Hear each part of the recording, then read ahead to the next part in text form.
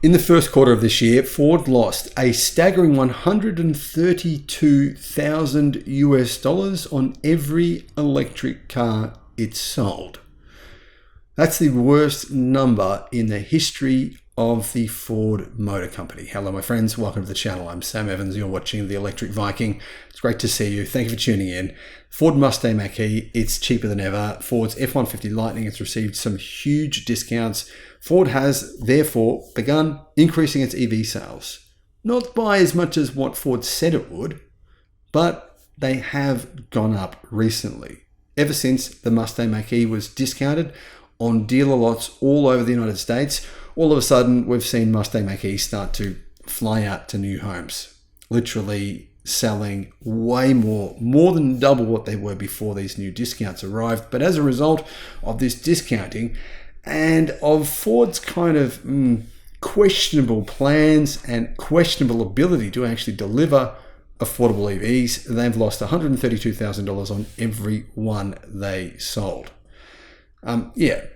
If you actually look at their sales, they only sold just over 10,000 vehicles as well. It's not really that big of a number. You might be thinking to yourself, well, this is just Ford investing in EVs. Well, here's the thing.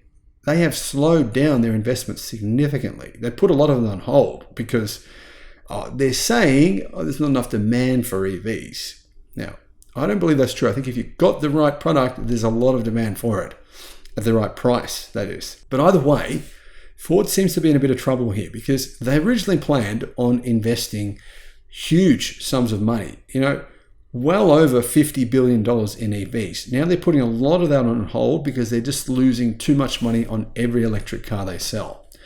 They lost, in fact, a staggering $1.3 billion in the first quarter of 2024 alone. That amounts to $132,000 in losses for each of the 10,000 vehicles sold during that period of time, says Tesla North.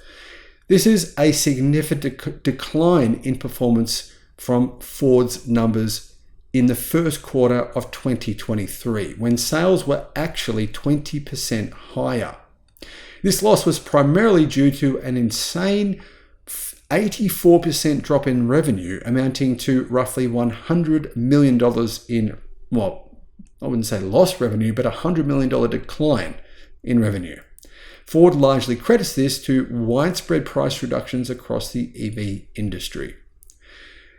But, you can't really blame the industry. This is a Ford decision. You make your bed, then you have to lie in it.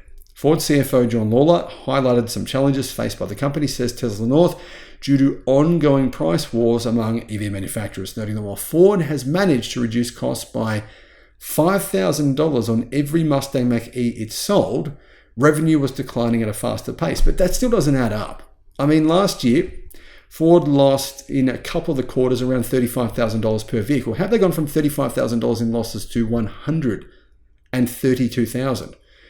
They've lost an additional $100,000, and they're saying a $5,000 decline in revenue on the Mach-E and Mach-E discounts, which probably amounted to about $5,000. That's a total of $10,000.